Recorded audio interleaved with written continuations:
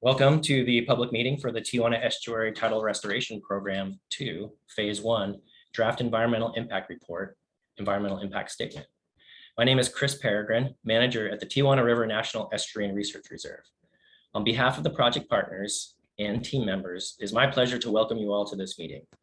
I will be providing the formal presentation today, and I will be joined by some project partners and team members throughout this presentation, and I will introduce some of those in a few slides. So welcome and thanks for joining us. We're using the Zoom application for this meeting. Please note that closed captioning in English is available by clicking the CC icon in your Zoom window or your Zoom toolbar. When you click the CC icon, select Show Subtitle, and that should turn on the closed captioning. Also, please use the chat feature. We'll use the chat feature if you need any assistance or wish to ask any questions. We have team members managing the chat, and they will assist you if needed. So if you have any problems, put a question in the chat, and a team member will help you out. You can also put any questions that you might have in the chat, and we will save and organize those and bring those back up when we finish the formal presentation and get into the question and answer portion of today's meeting. So anything you put in the chat, just make a note that we won't if it's a question about the content or the project, we'll save that towards the end after the formal presentation. Also, if you're new to Zoom, you might notice that there are different ways to view the presentation. I encourage you to take a look at your Zoom toolbar. There's an area of the Zoom toolbar that says the word view, and that'll give you various options to move the screen of presenters around in conjunction with the presentation that we're sharing today. A little bit of housekeeping. Questions will be taken following the formal presentation.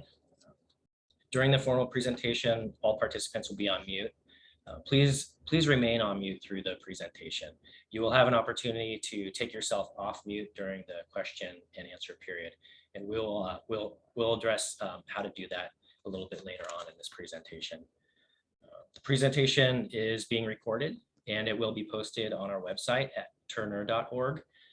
Also note that all of these, the websites that I'm sharing today and the email addresses and US mail addresses will all be placed in the chat. So if you see something on the screen and you're wanting to write it down, you can also find it in the chat and you can copy and paste it from there. But note that one of the main locations is the turner.org website. You go to look at the top of the web page, you'll see a button that says About. When you click or hover over that, it'll bring a drop down file, and you'll see public notices. Select public notices, and that will take you to the majority of the content that we're referencing here. Note, we will not be taking formal comments during this meeting. Your comments must be submitted in writing if you want them to be included in the formal record. And also if you want your comments to be responded to as part of the formal record. The process for submitting comments will be described at the end of the presentation.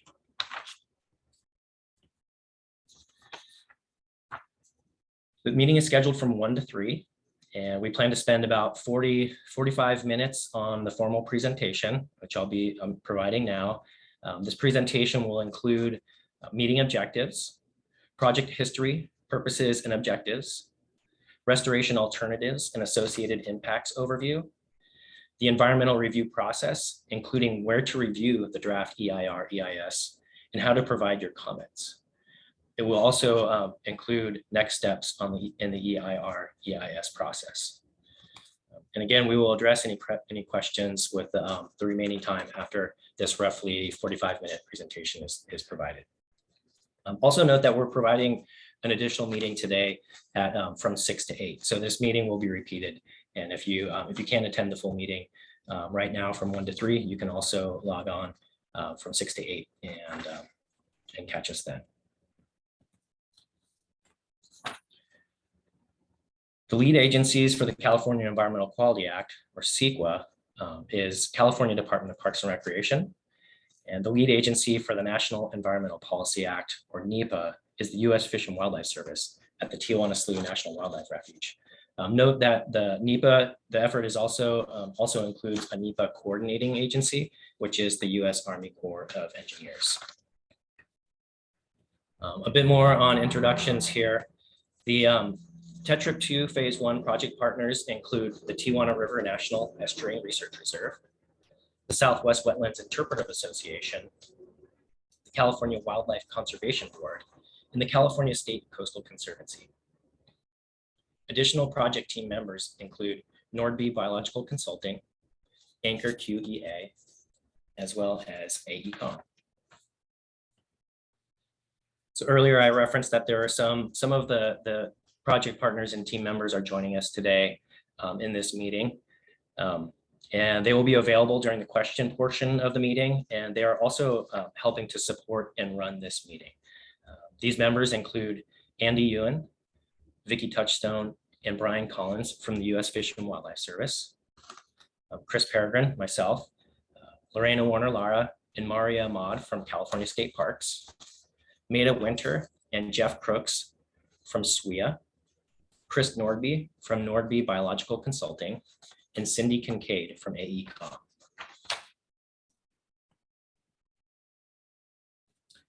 The main objectives of today's meeting is to increase your understanding of the TETRP II Phase I restoration alternatives in the CEQA NEPA process by describing the restoration alternatives, summarizing the analysis and conclusions in the draft EIR EIS, explaining the public review process and how to provide your comments, and providing an overview of the next steps in the environmental review process.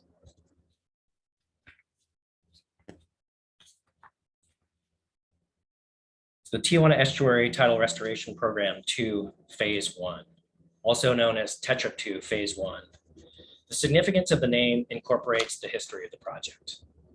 The Tijuana Estuary Tidal Restoration Program, or TETRP, was initially envisioned to be a 495-acre restoration project, and it is described in a 1991 EIR EIS, which is referenced in the cited materials of the draft EIR EIS you now have available to review. With additional study through the years, this 495-acre TETRP project was refined and also reduced in size to a 250-acre restoration project, which we now call TETRP II. This project is initially described in the 2008 Tijuana Estuary Friendship Marsh Restoration Feasibility Study. So TETRP II Phase I is the first phase of the construction of an anticipated 250-acre restoration project. We're going to talk more about the specifics of TETRP II Phase I, including its size and project objectives and environmental analysis today. But I just wanted to give you a little bit of that background so you understand how we get the name TETRP II Phase I. TETRP II Phase I is a proposal to restore coastal wetlands in an area south of the Tijuana River main channel and north of Monument Road and west at the western end of the Tijuana River Valley. In this slide here, you can see the general project area. The general project area is outlined with a white line, and a couple features that I'll be pointing to probably throughout this entire presentation. This is the restored model marsh, a 20-acre restoration project in the center of the general project area. Here's Monument Road and Monument Mesa and the US-Mexico border.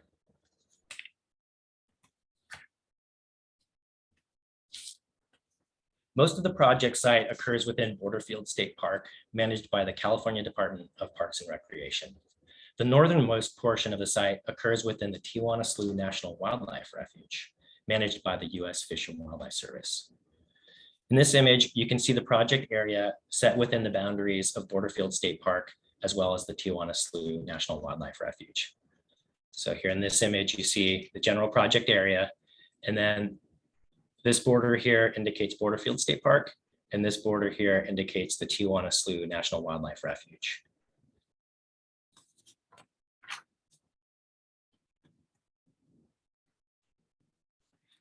Restoration within the Tijuana Estuary is needed to revise decades of habitat degradation due to sediment deposition from upstream erosion. Decades of sediment deposition from upstream transborder canyons and the sediment-laden floodwaters of the Tijuana River have filled in portions of the Tijuana Estuary, converting sensitive coastal wetlands to non-native uplands. This environmental degradation is apparent in the image here, showing the old entrance to Borderfield State Park and surrounding habitat inundated with sediment by a storm event in the early 2000s.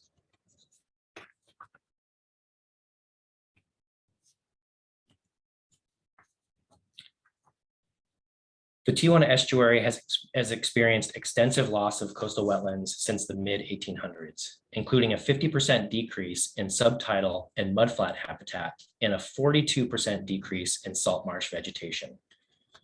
This is the primary motivator for pursuing the implementation of TETRP II Phase I. In this image here, you get a sense of the sedimentation that's been happening through the years. This is an image of Goat Canyon. Right around here is where you would see where the entrance to Borderfield State Park currently is. And this is prior to the construction of the Goat Canyon sediment basins. So this is image was taken roughly in the year 2000. But you can see these brown lines here are swaths, are sediment plumes. And this is one example of one transborder canyon where sediment has been excessive levels of sediment have been coming in through the years and negatively impacting the sensitive habitat of the Tijuana Estuary.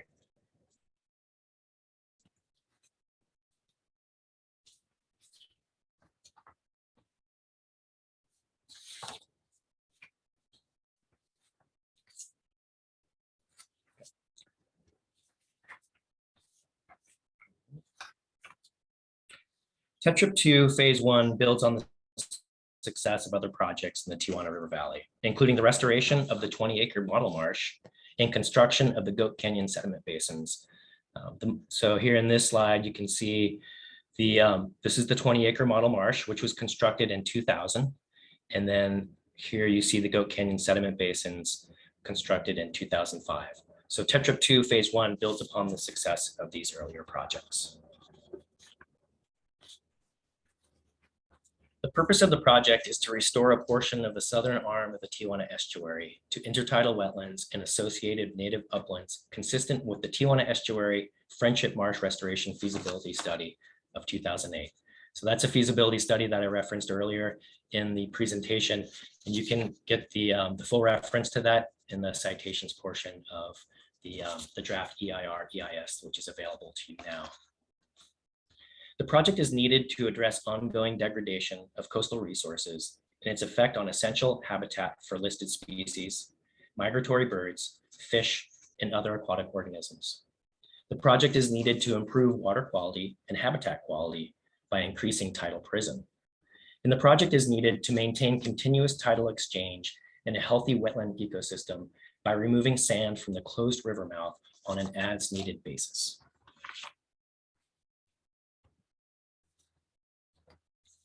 Goals and objectives of TETRP II Phase I. We are seeking to increase the estuary's tidal prism by restoring 82 to 87 acres of coastal wetlands lost or damaged by sedimentation. We also want to maintain effective tidal flows and good water quality through improved tidal circulation in an open river mouth. Some additional goals and objectives of TETRP II Phase I. We intend to increase habitat for listed and sensitive coastal species. We want to beneficially reuse excavated material to the extent feasible. And we aim to incorporate research and adaptive management into project design, implementation, and monitoring.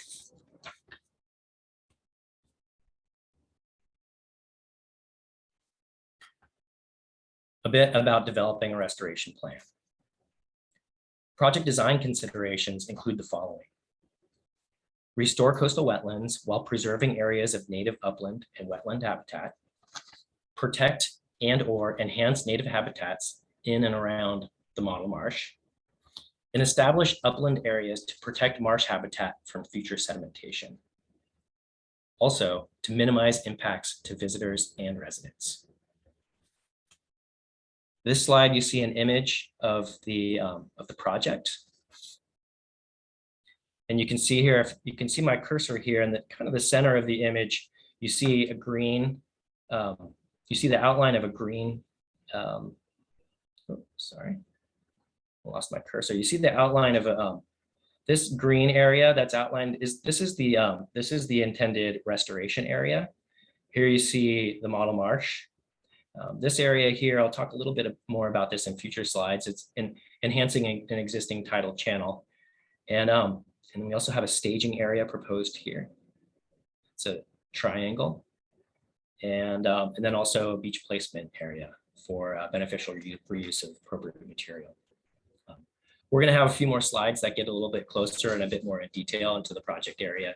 And so if there's anything here that you want further information on, we most likely will be identifying it in a future slide.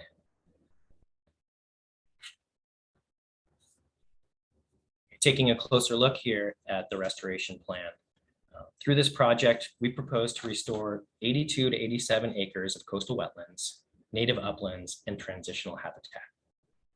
The restoration plan includes a focus of restoration areas near existing tidal channels. And the project is designed to enhance major tidal channels and increase the tidal prism to improve tidal exchange at the river mouth. So looking at this image, you get a closer look of the project site. So these areas that are colored green here or outlined in a black checked border show the proposed restoration areas. This spot here is a proposed enhanced tidal, it's enhancing an existing tidal channel, proposal to enhance an existing tidal channel. You see the proposed staging area here, and then an area of proposed beach placement for excavated materials. Also note here this this dotted line that you see exiting the site is the proposed route of travel for construction equipment. All right, looking a little bit closer, in this restoration plan, we prioritize the use of excavated materials for beneficial use. The plan identifies options for beneficial use of appropriate materials, including placement of sand on the barrier beach, restoration of native transitional and upland habitat south and east of the restored wetlands to provide protection from storm-generated sediment flows, and use of some material for habitat restoration at the Nelson Sloan Quarry. So again, taking a look at these areas, proposed beneficial reuse of material on the beach or near shore. This yellow area here is proposed transitional upland area, transitional native transition and upland habitat. And then the haul route out to, which would be out to Nelson Sloan Quarry, which will be visible in another slide.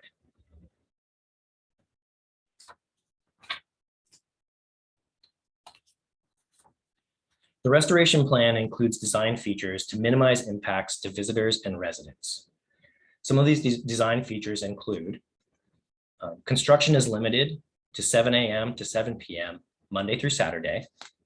Truck routes were selected that minimize travel in residential areas, and access to the beach will be maintained on weekends and holidays.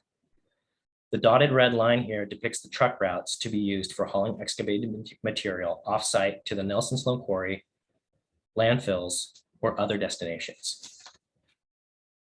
Again, taking a look at this, you can see some of these features: the restoration area, the near shore area, enhanced existing tidal channel, staging area, and haul routes.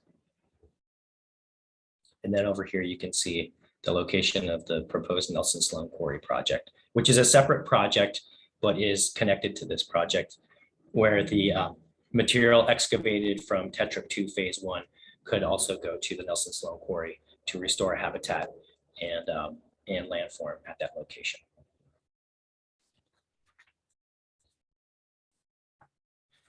Getting a bit closer here and then taking a specific look at alternative one. The draft environmental impact report, environmental impact statement, analyzes three alternatives: a no project alternative, a proposed project, and another alternative described here as alternative 1.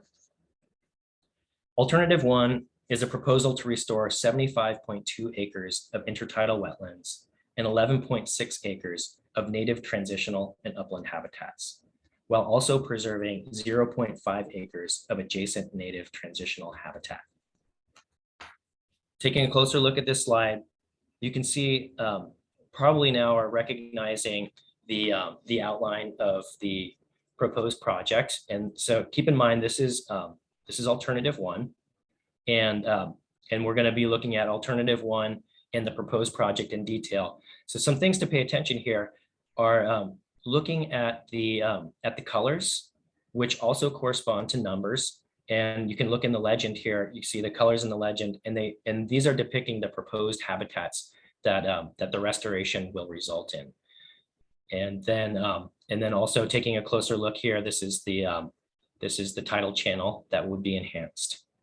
And so these different habitats, we're going to talk about them a little bit more, and the acreages that are proposed for each of these alternatives in future slides. But I encourage you to, when you're looking at the draft EIR, EIS, compare these projects and look closely at the upland, the transitional, and marsh and mudflat and intertidal channel habitats and how they differ between the alternatives.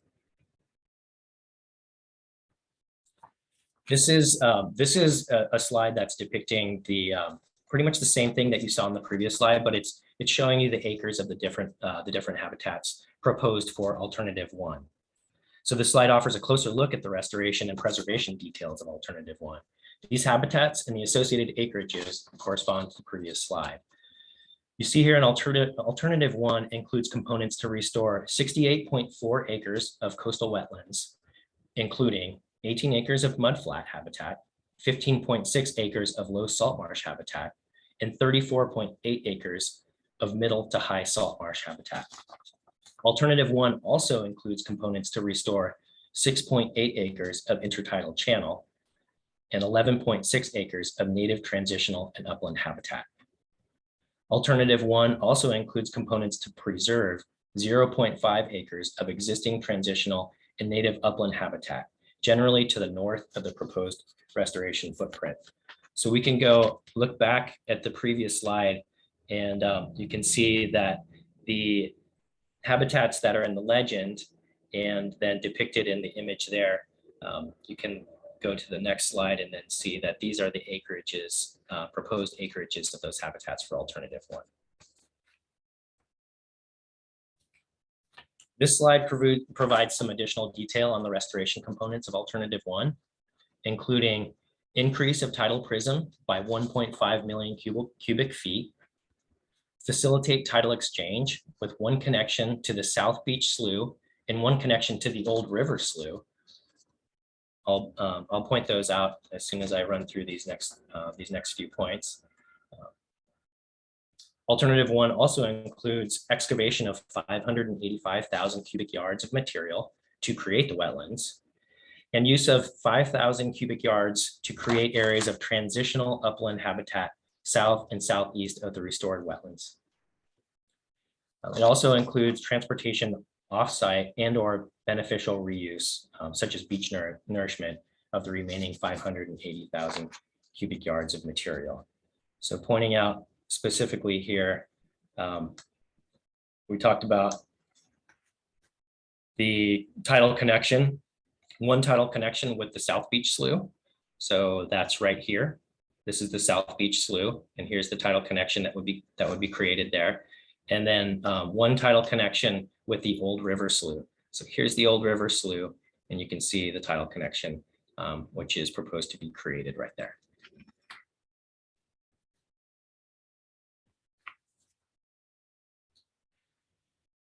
So now that we have reviewed alternative 1, we'd like to take a closer look at the proposed project.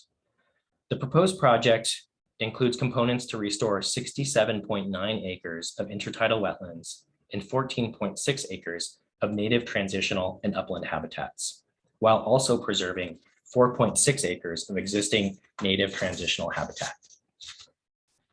So identifying those features here on this. So this is the proposed alternative.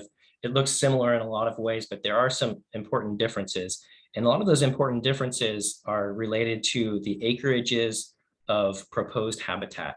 So similar to the previous three slides that we were looking at, you're going to see another set of the same slides modeled they're formed in the same way, but they're focusing on the proposed alternative. So I encourage you to take a closer look at these images in the presentation when we load it online.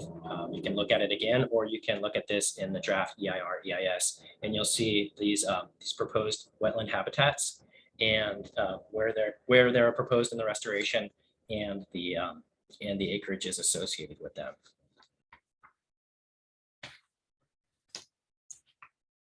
So the acreages of each of those wetland habitats are listed in this slide, and I'll read them off for you here.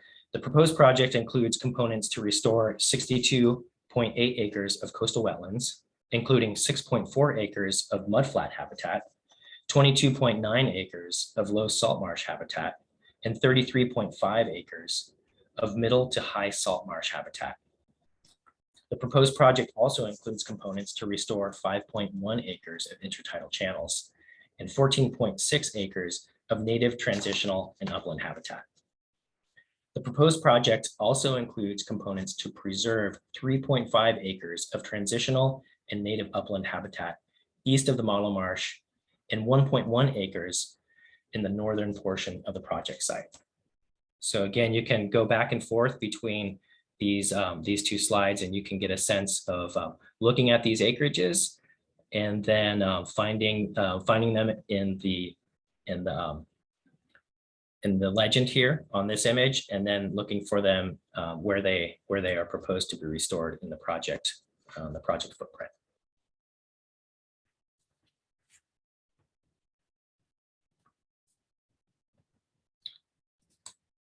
Additional restoration components of the preferred alternative include increase of the tidal prism by 1.9 million cubic feet, facilitate tidal exchange with 2 connections to the South Beach Slough and 1 connection to the Old River Slough, excavate 521,000 cubic yards of material to create wetlands, and use at least 7,000 cubic yards of that excavated material to create native upland and transitional habitat along the southern and eastern project boundary, and transport offsite and or beneficially reuse through projects such as beach nourishment, the remaining 514,000 cubic yards. So to point out a few of those items here, this is the South Beach Slough. And as you can see, the proposed project has 2 connections. It's proposing 2 connections to the South Beach Slough. And then here's the Old River Slough. And the proposed project includes 1 connection there.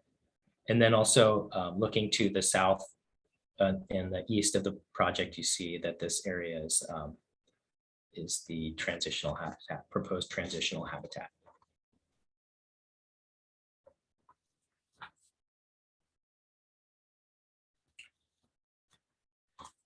We've reviewed alternative 1 and the proposed project individually, and now we'd like to compare and contrast these 2 alternatives a little bit.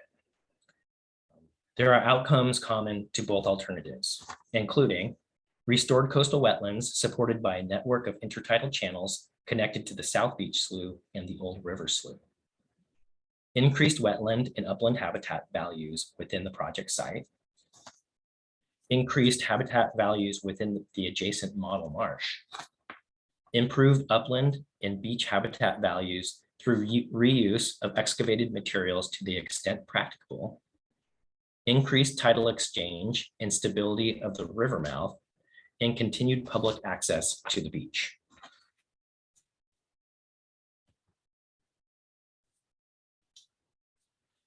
This slide provides a comparison of the acreages that we've been looking at in some of the previous slides. So you can see on the left is the alternative 1, and on the right is the proposed project. So comparing and contrasting here, what you see is alternative 1 is looking to restore 86.8 acres, whereas the proposed project is looking to restore 82.5 acres. And then getting a bit more specific with the habitats, alternative one is looking to restore 18 acres of mudflat, whereas the proposed project is looking to restore 6.4 acres of mudflat. Alternative one is looking to restore 15.6 acres of low salt marsh, while the proposed project is looking to restore 22.9 acres of low salt marsh. Alternative one, looking to restore middle and high salt marsh at 34.8 acres. And the proposed project is looking to restore 33.5 acres of middle and high salt marsh. Alternative one is looking at intertidal channel restoration of 6.8 acres, while the proposed project is looking at 5.1 acres of intertidal channel. And then alternative one is looking to restore 9 acres of transitional habitat, while the proposed project is looking to restore 11.8 acres of transitional habitat.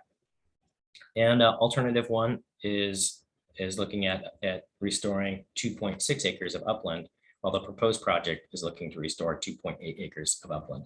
So a really good slide just to compare and contrast the various habitat types that would be that are proposed for each of these two alternatives.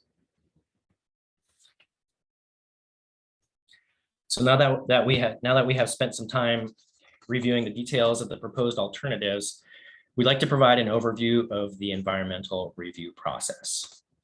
Although the process differs slightly between the California Environmental Quality Act, or CEQA, and the National Environmental Policy Act, or NEPA, the following actions related to a draft EIR/EIS are required under both CEQA and NEPA. And those actions are to inform the public and decision makers about the project and potential environmental impacts, provide an opportunity for the public and agencies to comment on the environmental issues associated with project implementation, identify feasible ways to avoid or reduce environmental impacts, consider alternatives that reduce or avoid impacts, and disclose any significant impacts to the environment.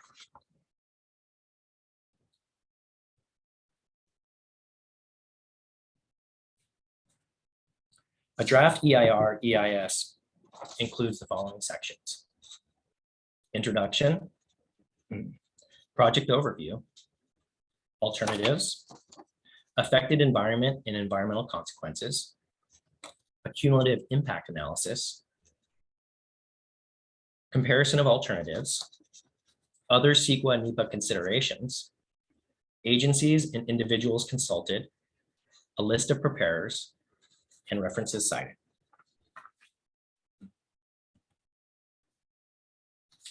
Central to the draft EIR/EIS is the environmental analysis. You find much of this in the affected environment or environmental consequences sections. Topics addressed under affected environment and environmental consequences include land use, recreation and public access, hydrology and water quality, coastal processes, hazardous materials and public safety, biological resources, geology and soils, cultural resources, tribal cultural resources, paleontological resources, visual resources, transportation, air quality, greenhouse gas emissions, noise, socioeconomics and environmental justice, and public services and utilities, and energy. This slide provides an overview of the CEQA process for an environmental impact report, or EIR. The California Environmental Quality Act EIR process includes the following steps: a notice of preparation, or an NOP, of a draft EIR. This is a notification that an EIR will be prepared, as well as solicitation for early comments and a scoping meeting. Preparation of a draft EIR. This takes into consideration public scoping comments, and this is the document that you have available now to review. A public review of the draft EIR. This is the completed draft EIR is issued for public agency and public review and comment for a period of 45 days. And this is the comment period that we are in right now. We'll talk more about that comment period later on in the presentation. The process also includes the certification of the EIR. So this is a final document that will include responses to comments and findings or statements of overriding considerations as applicable. And also a notice of determination, or an NOD. This is a notice filed with the county clerk following project approval. It describes the project and expected impacts, if any.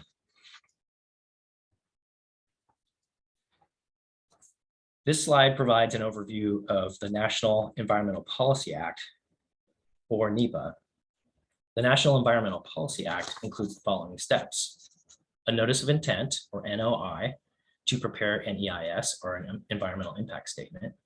This is published in the Federal Register to solicit comments and initiate the scoping process. The process includes a preparation of the draft EIS, which takes into account consideration of scoping meeting comments. This is the document that you have available for you now to review. It also includes a notice of availability of a draft EIS.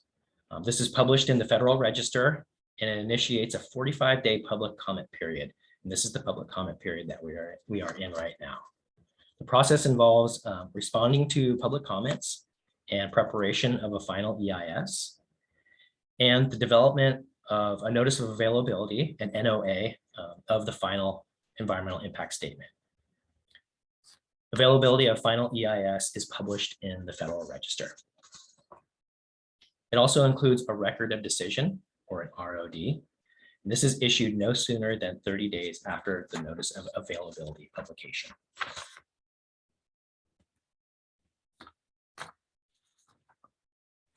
The previous few slides provided a general overview of the CEQA and NEPA process.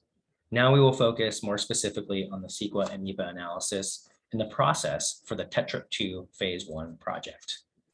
This slide provides an overview of impacts and adverse effects identified in this project.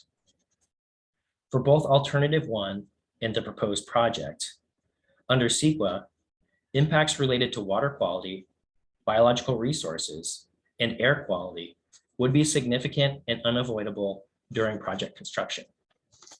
Under NEPA, impacts related to water quality and biological resources would be considered significant effects during project construction. We'll take a closer look at these in the subsequent slides. Impacts related to water quality. Effects to water quality are similar under both alternatives. Placing excavated material on the beach swash zone could release pollutants at levels that exceed federal state standards, resulting in temporary significant impacts under CEQA and NEPA. Although we have noted a potential for temporary significant impacts to water quality with beach placement element, note that additional analysis for water quality show no change or degradation in wet weather water quality, no change in storm flows or pollutant inputs, and no substantial increase in listed indicators despite the Tijuana Estuary's current listing as a state impaired water body. Impacts related to biological resources. Effects to breeding birds are similar under both alternatives. Noise generated by construction and truck traffic within the project site and along Monument Road would significantly impact federally and state listed special status bird species, migratory birds, and non-special status species if construction continues into the breeding season. Such impacts, if not mitigated, would be significant under CEQA and NEPA. These impacts could be avoided or minimized by restricting construction activities to outside the bird breeding season and installing temporary noise walls where breeding birds could be present.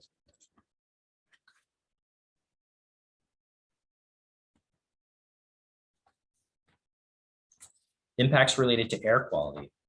Under CEQA, both alternatives could have potentially significant impacts to regional air quality related to particulate matter generated during construction, with a potential for exceedance of daily thresholds of PM 2.5 emissions and daily annual thresholds for PM 10 emissions. Neither alternative would conflict with the county's regional air quality strategy, nor expose sensitive receptors to substantial concentrations of construction-related emissions. Under NEPA, no significant direct or indirect effects to air quality would occur, as emissions would not exceed established annual de minimis levels.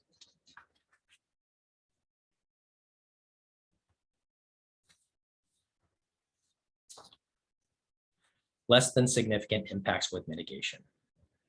Mitigation measures have been incorporated into the scope of both alternatives to avoid potentially significant impacts under NEPA and/or CEQA. These mitigation measures pertain to the following sections: cultural resources, tribal cultural resources, hazardous material, and public safety.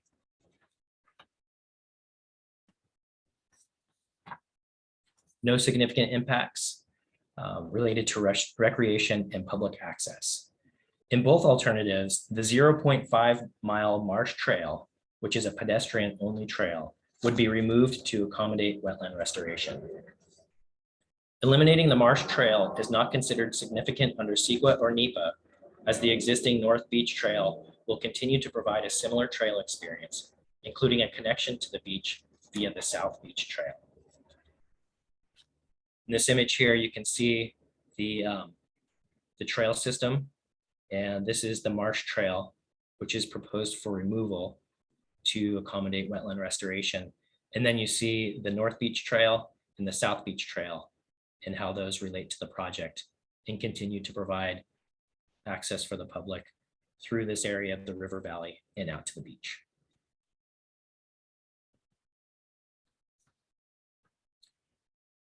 Reviewing the draft environmental impact report, environmental impact statement.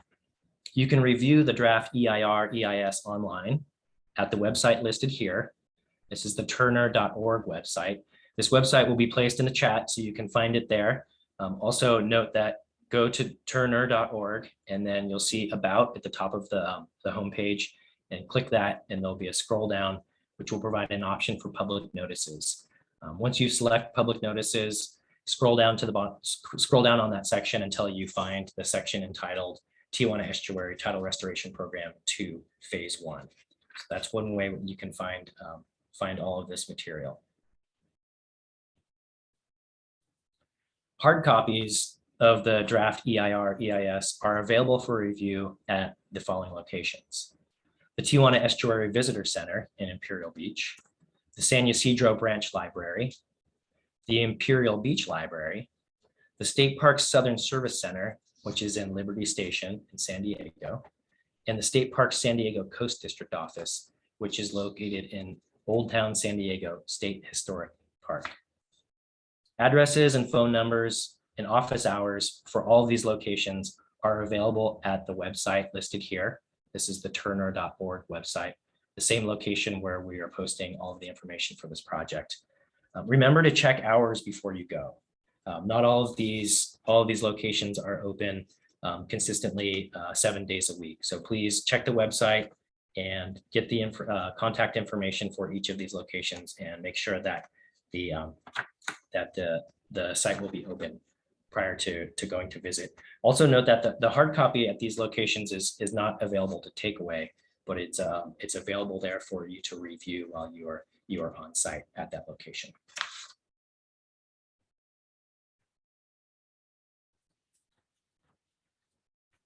Submit your written comments no later than October 3, 2022.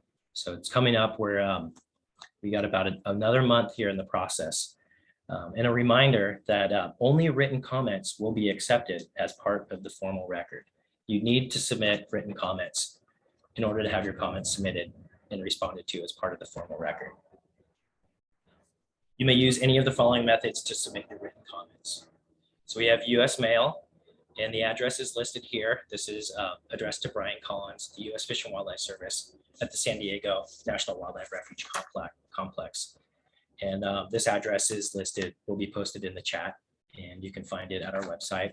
You may also submit your written comments via email at this email address that is listed on the screen here and also put in the chat. This is fw8 plancomments@fws.gov. And be sure to include in the subject line of that email, TETRP DEIS/EIR. And then it'll help us manage the organization of these comments. You may also provide written comment in person by dropping off your comments at the Tijuana Estuary Visitor Center at 301 Caspian Way in Imperial Beach. Again, please make sure to, if you're going to an office, please make sure to find the contact information and make sure that they're open before you go there. Timeline for this project. This slide provides a timeline of the CEQA and NEPA process for the TETRP II Phase I project. A notice of intent, notice of preparation was posted in April of 2021. Virtual scoping meetings were held on June of 2021. A notice of availability, notice of completion of draft EIR EIS was posted on August 19th, 2022. And a 45-day comment period for the draft EIR EIS runs from August 19th, 2022 through October 3rd, 2022. The notice of availability of the final EIS, this is for NEPA, is anticipated January 2023.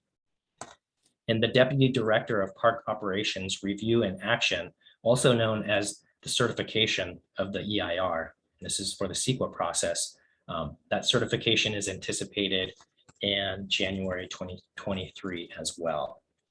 Additionally, the record of decision, which is part of the NEPA process, and the notice of determination, which is part of the CEQA process, is anticipated February 2023.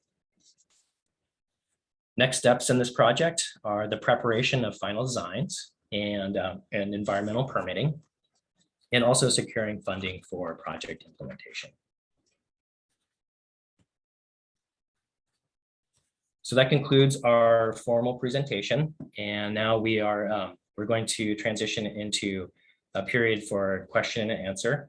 The meeting is scheduled from 1 to 3, so we're about 2 o'clock here, so we have about an hour for question and answer. Each participant will be provided 2 minutes for asking questions. Once everyone has had an opportunity to ask their questions, if time remains, you can ask additional questions. Comments on the adequacy or accuracy of the draft EIR EIS must be provided in writing to become part of the formal record. Comments and questions from the public or agencies made at this meeting will not become part of the formal record, and responses from team members made at this meeting will also not become part of the formal record. In order to ask your questions, you may either type them in the chat, and I'm assuming that some of you have already done that through the process of the formal presentation, or you may raise your hand. So a couple notes on how we're going to manage this. If you want to raise your hand, let's see. Okay, if you want to use the raise the hand feature, you can find this in the Zoom toolbar.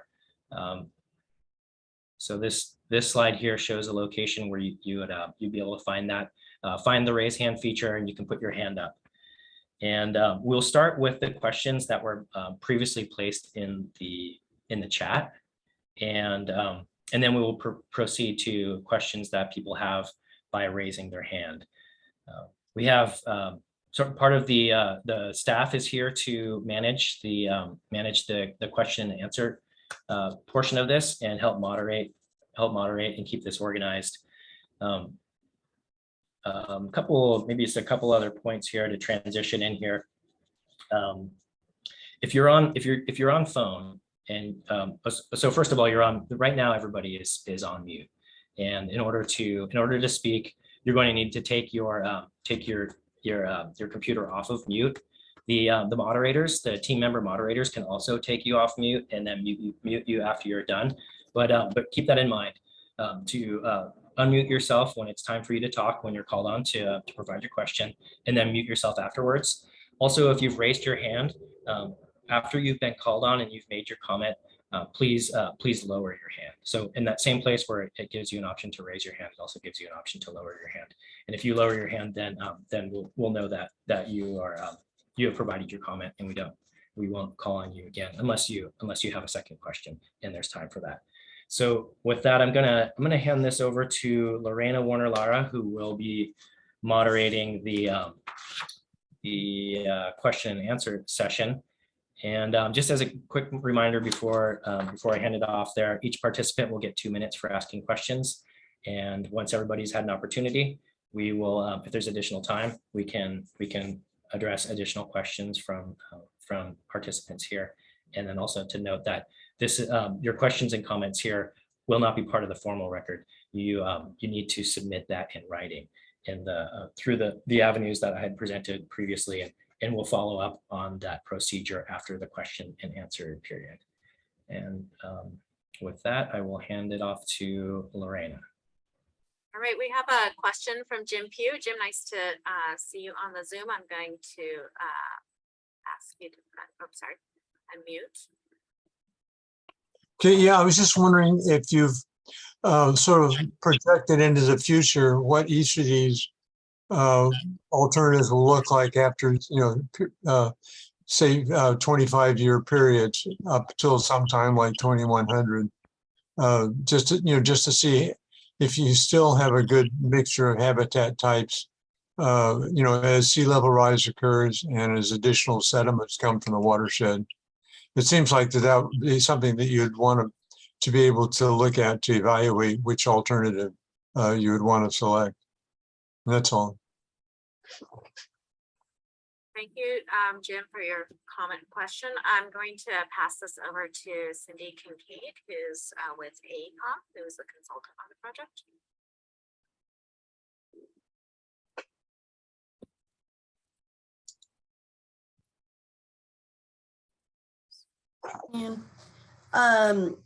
That's a very good question. We did talk about sea level rise, and I'm trying to remember if we looked at it at the acreage level.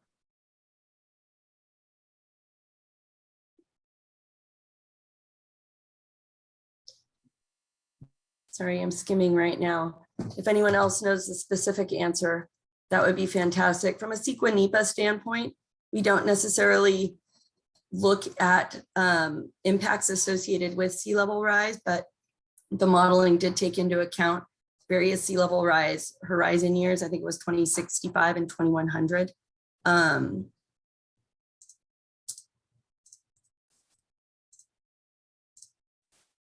I'm not really sure actually if we have, like I said, acreage habitat distributions for those horizon years in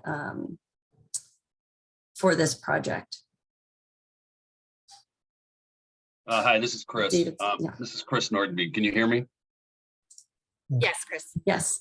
I believe we do have acreages, and as you can imagine, Jim, like a lot of other projects, as sea level rises, we tend towards subtidal habitat.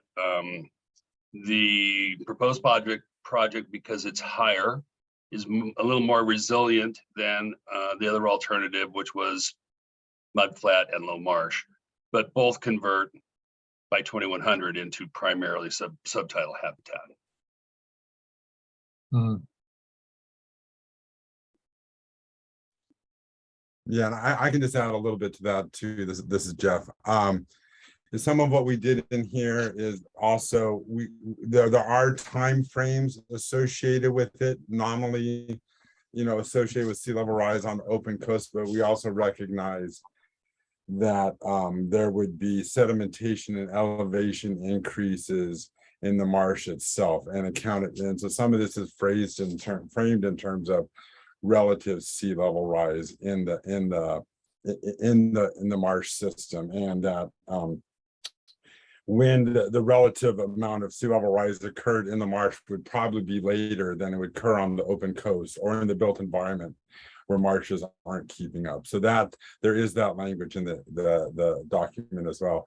I can just add to of course, there's an area of continuing interest for us, and we continue to look at it and try to put a finer point on that. Great, thank you. Thanks, Jeff. And then I also put in the chat the section, so section 3.32 and section 4.2 14.3 have a little bit more information on sea level rise and climate change discussion. So that would be the area that you would find that. So, thanks, Jim. In the chat, there are 2 questions that came through, actually.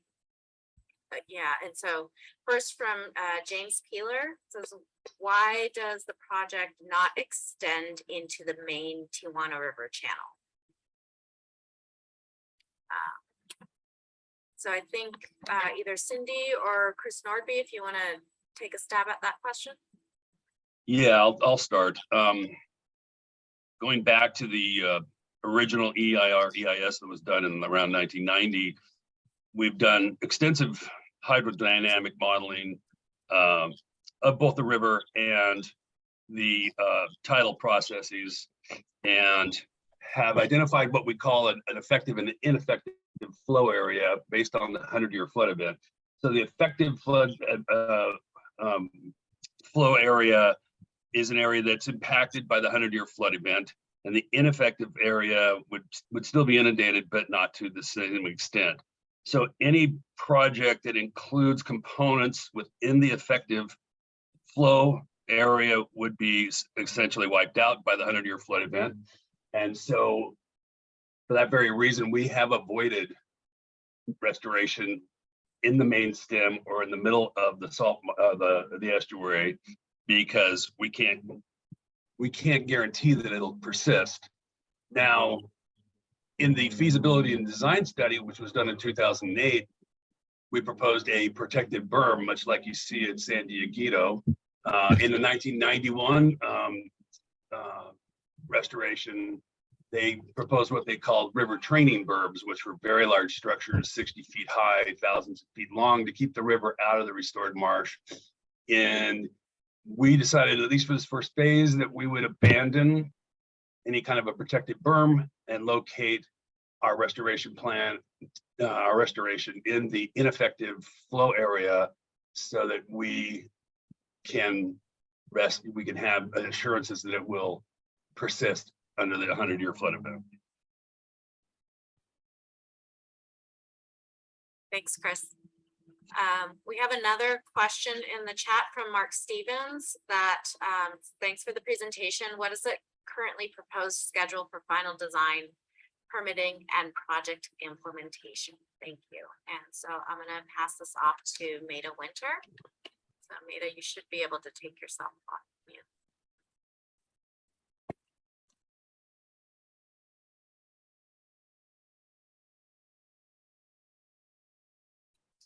Star, Maida, you're on phone, so *6.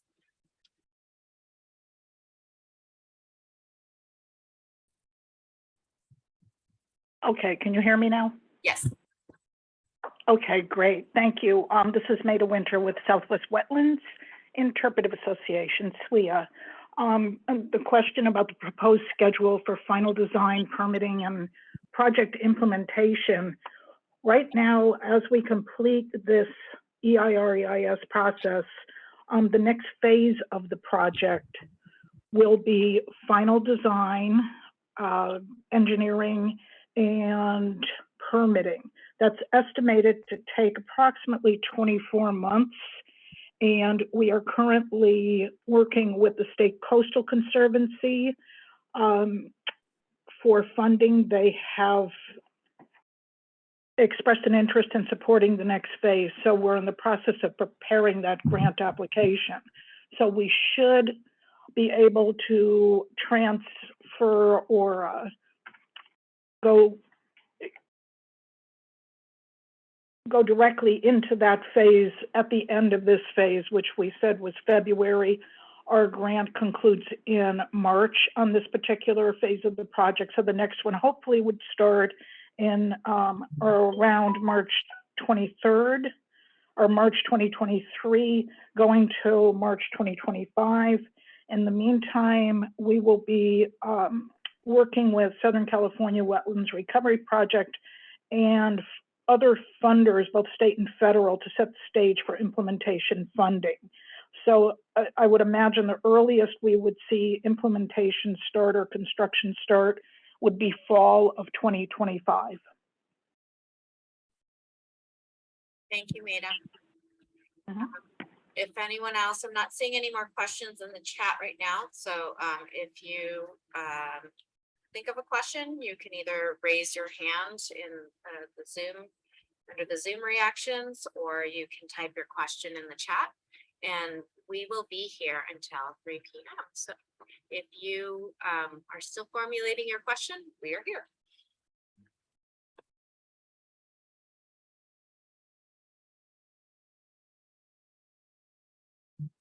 Also, if anyone wanted us to go back to a slide that they wanted to see again, we could also do that.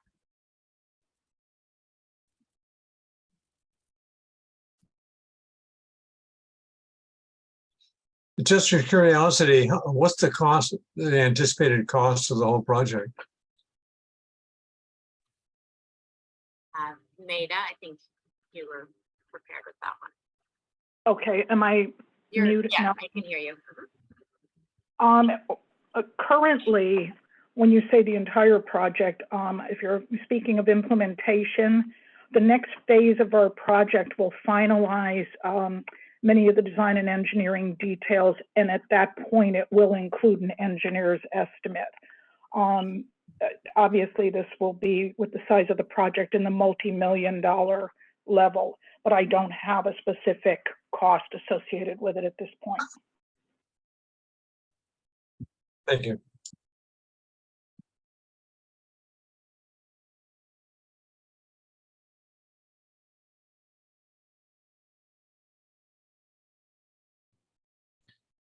Lorena, if it looks like we're not going to have any additional questions immediately, we have two more slides that just are just sort of a wrap up with some information on a reminder that comments are due by October 3rd, 2022, and reminder of some of the contacts. We can run through those. Let me know when you want to run through those after you feel that we've given adequate time for initial questions. Slide if we need to start the timer again, but if you want to go and show those slides, fine. Sure, I'll do that.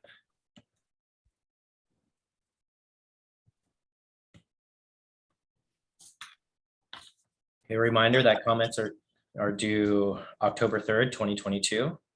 If you need more information, you can visit the websites that are listed here, turner.org website and the Fish and Wildlife Service website. Again, these will be placed in the chat and you can copy them from there if you like. You can also just a reminder that the written comments can be provided through U.S. mail to the U.S. Fish and Wildlife Service, attention Brian Collins, and that's at the San Diego National Wildlife Refuge Complex in Chula Vista. And the address is listed here and also in the chat and will be on our website. And we have an email that you can provide your written comment. That's FW8 plan comments at fws.gov. And be sure to include TETRP DEIS/EIR in the subject email. And you also may drop off your comments in person at the Tijuana Estuary Visitor Center. And note that as with all places that you might be going to in person, they have different schedules, and the Visitor Center is only open to the public Wednesday through Sunday. And we're gonna hang out here for another 50 minutes. We had agreed to be here from 1 to 3. We'll see if anybody else joins us, but and we'll allow additional time for questions if anybody has any. But until without any additional questions, just wanted to thank you all for participating, and take a look at this website, turner.org website, for additional information. And you may also contact the refuge manager, Brian Collins. And here on this slide, you see his email and also a telephone number where you can reach him. And you can also find additional project information at this website, the Fish and Wildlife Service website, which is listed on this screen and included in the chat. Thank you all for participating, and I will head back to the question and answer slide and see if anybody has any questions. Thanks. Just a reminder, if you do submit comments formally, those comments will be responded to in the final EIR, EIS, and the response to comment section.